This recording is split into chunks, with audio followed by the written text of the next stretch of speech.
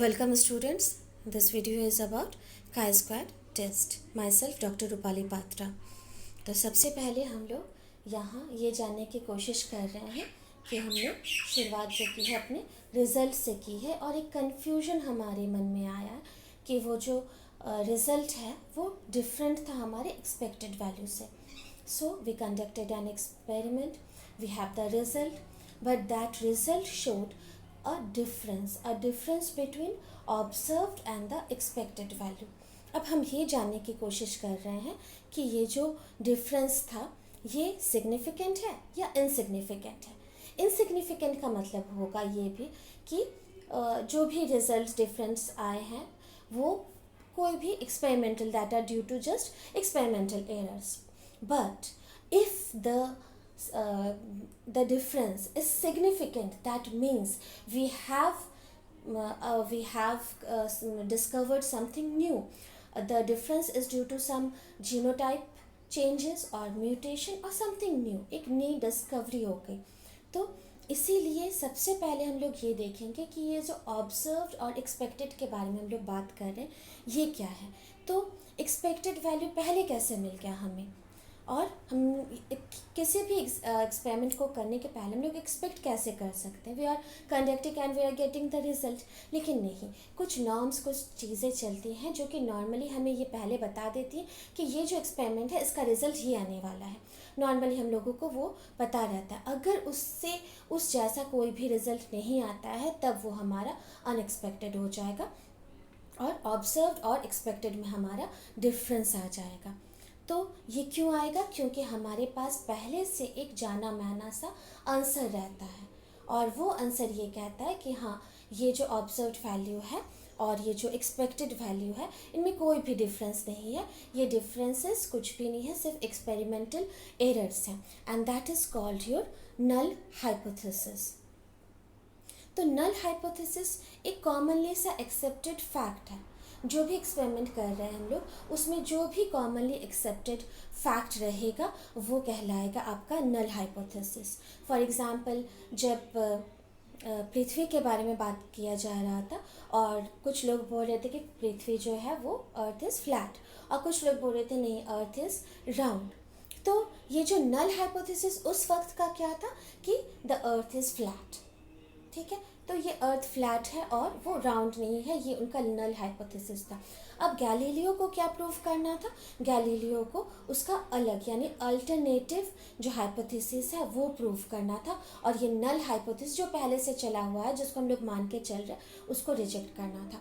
यहाँ पर क्या है? The null hypothesis is the commonly accepted fact in a statistical test. The hypothesis that there is no significant difference between the observed and the expected values, any difference being due to sampling or experimental error.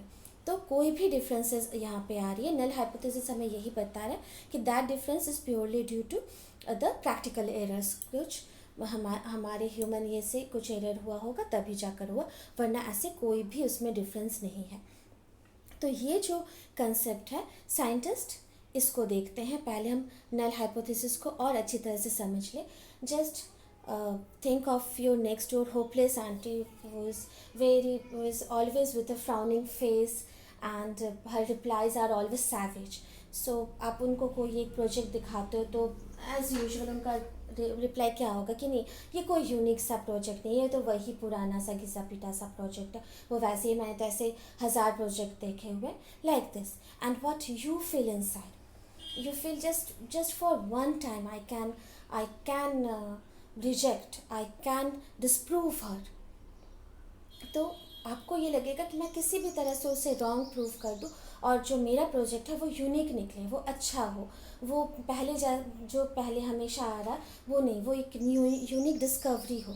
Same happens with the scientist. तो scientist का point of view क्या रहता है? हमेशा वो यही चाहते हैं कि जो भी वो एक्सपेरिमेंट कर रहे हैं दे कैन रिजेक्ट और disprove this null hypothesis and they can prove their alternative hypothesis that states that there is a significant difference or statistical significant between the variables और between the observed and the expected values. तो observed और expected value में अगर significant difference मिल गया, इसका मतलब क्या है कि हम नल हाइपोथेसिस मानने की ज़रूरत नहीं है, हमें अल्टरनेट हाइपोथेसिस देने की ज़रूरत है। जैसे कि अभी मैं एग्जाम्पल में बता रही थी कि अर्थ इज़ फ्लैट और अर्थ इज़ राउंड, तो यहाँ अल्टरनेटिव जो हाइपोथेसिस है वो ये होगा कि earth is round, that we want to prove because it is a new fact. और ओल्ड फैक्ट क्या था कि द अर्थ इज़ फ्लैट, तो जो पहले से चला आ रहा है उसको हम लोग रिजेक्ट यहाँ पे करने की कोशिश कर रहे हैं। तो what is the role of chi-square test here? It is a statistical method for testing relationship. Now you got, ये जो हमारा confusion था दिमाग में कि observed और expected में जो differences है that are significant or insignificant, this is answered by chi-square. तो काई स्क्वायर ये हमें प्रूव करने में मदद करेगा। अगर काई स्क्वायर ने कह दिया कि जो आपका आंसर वो सिग्निफिकेंट है, इसका मतलब we can reject null hypothesis. लेकिन अगर काई स्क्वायर के आंसर ने ये कहा कि नहीं, इट इज़ इनसिग्निफिकेंट, तो we will have to accept the null hypothesis. So this is the equation, this is chi-square, this is summation, this is observed value, expected value, whole square and divided by expected value.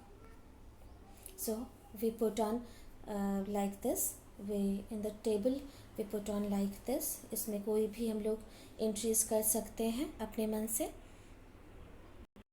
Now just think, we have observed 186, expected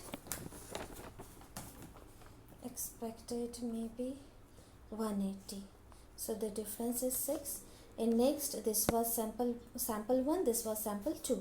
So in group 2 we have 174 and this expected was 180, this is minus 6, so we have 36 and this become 0.20. So the summation we have 0.4. Okay, next what we need to know is degree of freedom. Now what is this degree of freedom? Degree of freedom आपके choices बताते हैं कि आप कितने choices में कर सकते हैं.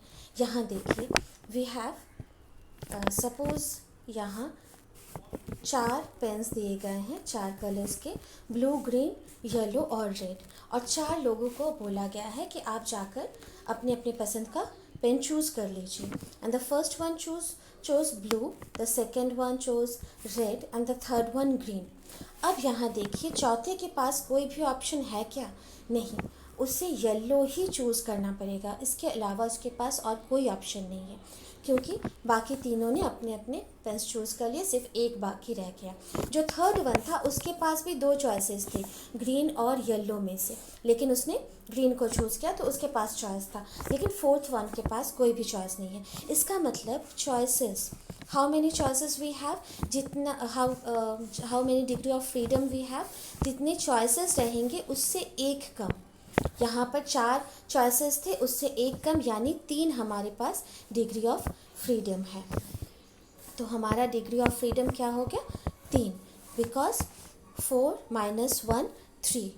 4 हमें दिए गए थे चॉइसेस और उसमें से एक. तो यहाँ पर जितने भी सैम्पल्स आते हैं, तो सैम्पल्स अगर हम लोग देखेंगे तो उन सैम्पल्स में से -1 करेंगे, जितने भी रहेंगे तो वो हमें डिग्री ऑफ फ्रीडम मिलेगा. जैसे अगर 2 सैम्पल है तो 2 - 1 1 will be the degree of freedom. अगर हमें 6 सैम्पल्स मिलते हैं तो 6 - 1 5 will be the degree of freedom. Now this is the chi-square table test. यहाँ this is your degree of freedom. You can see it is 1 2 3 4. It is never 0 because एक के साथ तो हम कभी कुछ कंपेयर कर नहीं सकते. हमेशा there will be 2 and 2 - 1 will be 1. तो 1 के साथ हम लोग शुरू कर सकते. यहाँ जो हमने देखा था पेन वाले केस में, जब हमने देखा था तो the degree of freedom was 3 4 - 1. और जो हमने अभी जो अपना टेस्ट किया 186 और 174 वाला जो टेस्ट किया, उसमें 2 - 1 डिग्री ऑफ फ्रीडम हमारा 1 है. तो डिग्री ऑफ फ्रीडम 1 में हमें जो आंसर मिला था दैट वाज 0.4. 0.4। ठीक है, अब यहाँ हम लोग देखते हैं सबसे पहले कि ये जो मार्क्ड है ये मेन रहता है, दिस इज़ 50% प्रोबेबिलिटी 0.05। इससे नीचे का वैल्यू जो भी आएगा हमारे लिए तो वो इनसिग्निफिकेंट हो जाएगा, और इससे ऊपर का अगर वैल्यू कुछ भी आया तो वो सिग्निफिकेंट हो जाएगा। अब यहाँ देखिए हमारा जो वैल्यू था for degree of freedom 1, it is below, ये 1 के लिए हम लोग देख रहे हैं तो ये 3.84 से बहुत कम है, ये यहाँ आता है तो इट इज़ इनसिग्निफिकेंट। तो प्रोबेबिलिटी, यहाँ पर प्रोबेबिलिटी क्या है, मान लीजिए कि हमें कुछ स्टेयर्स मिलते हैं और ये जो तीसरे स्टेयर्स पे बहुत सारे लोग ट्रिप कर जाते हैं, तो अब हमें ये देखना है कि वो लोगों की गलती है या जो चलने वाले हैं उनकी गलती है। मान लीजिए हमने 100 लोगों को ऑब्ज़र्व किया, तो 100 लोगों में से मान लीजिए हम लोग देख रहे हैं कि 3 या 4 ही वहाँ पे ट्रिप कर रहे हैं और बाकी सब आसानी से निकल जा रहे हैं। इसका मतलब क्या है कि उसकी प्रोबेबिलिटी बहुत कम है वहाँ गिरने की, तो इसका मतलब वो इनसिग्निफिकेंट है यहाँ पर। लेकिन वहीं अगर इसकी जगह पर 83 लोग वहाँ पे हम देख रहे हैं कि ये थर्ड सीढ़ी पर ये लोग ट्रिप कर रहे हैं और ये गिर जा रहे हैं, तो इसकी प्रोबेबिलिटी यानी बहुत ज़्यादा है। इसका मतलब हम लोगों को ये मानना है सिग्निफिकेंट है, वो उस सीढ़ी को रिपेयर की ज़रूरत है, हमें पता चल जाएगा कि वहाँ पर कुछ गड़बड़ है। तो this is the significant and insignificant, this is the central ratio. तो सेंट्रल में 0.05 का स्क्वायर में हम लोग देखेंगे और उससे कम जो भी रहेगा उसको हम लोग इनसिग्निफिकेंट मानेंगे। मान लीजिए आपका का स्क्वायर वैल्यू जो है वो कम आता है 0.50 के उस डिग्री ऑफ फ्रीडम में, तो क्या हो जाएगा, आपको आंटी की बात माननी पड़ेगी। So you can not reject your neighbourhood aunty, और हम लोग नल हाइपोथेसिस को रिजेक्ट नहीं कर सकेंगे, and we will have to accept that the difference was only due to experimental error.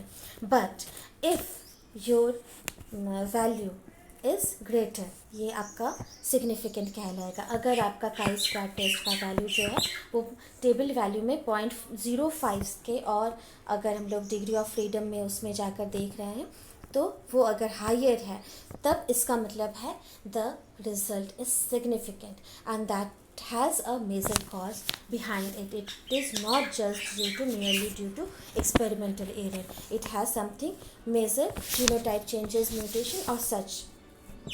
तो ये आपकी होगी, and examples and calculation will be in next video. So thank you for now.